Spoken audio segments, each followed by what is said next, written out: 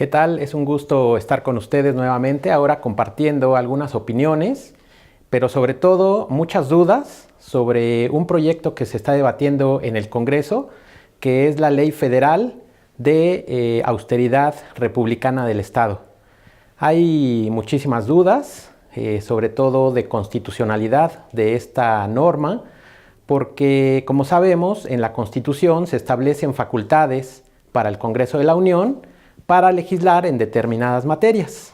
El Congreso tiene asignadas facultades en el artículo 73, pero también en diferentes artículos de la Constitución.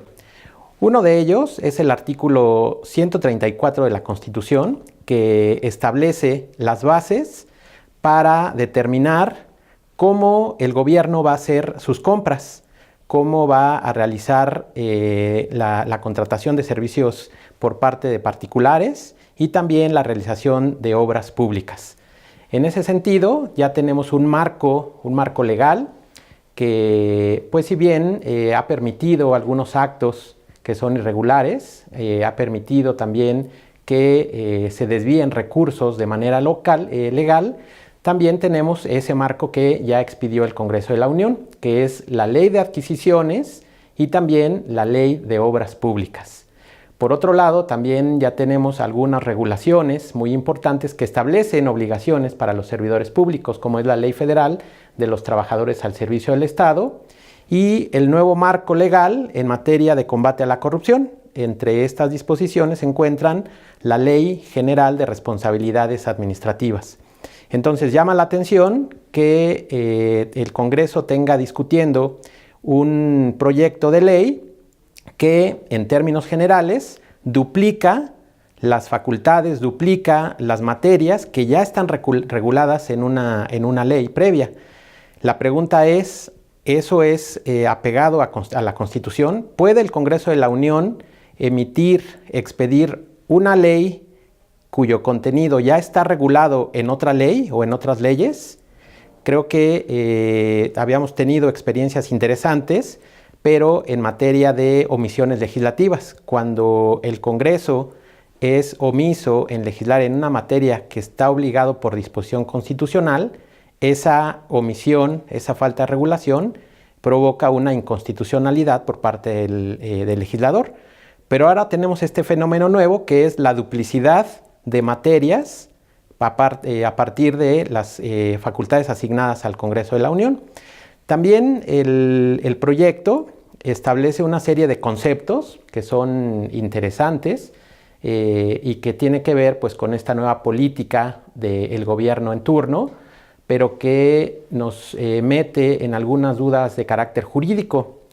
La ley se sustenta, como lo mencioné, en el artículo 134 constitucional, que ya tiene una regulación previa, pero además se sustenta en el principio fundamental de austeridad.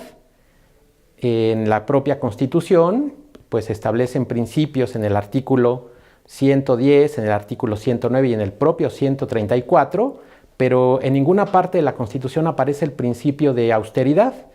Y entonces tendría el legislador que señalar cuál es el contenido de ese principio de austeridad. También llama la atención por su ambigüedad otros conceptos que establece la propia ley, como los objetivos de evitar el dispendio, el despilfarro, también combatir la avaricia por parte de los servidores públicos. Son conceptos de una ambigüedad muy importante que puede dar lugar pues a interpretaciones que no son deseables dentro de nuestro marco jurídico porque no están en el texto de la Constitución. Entonces creo que hay un exceso por parte del Congreso de la Unión al incorporar estos conceptos que si bien han sido manejados en la política gubernamental actual, pero no son apegados a la Constitución. También tenemos un marco pues, muy robusto en materia de contrataciones públicas. Tenemos en el país 99 leyes de adquisiciones y 99 leyes de obras públicas.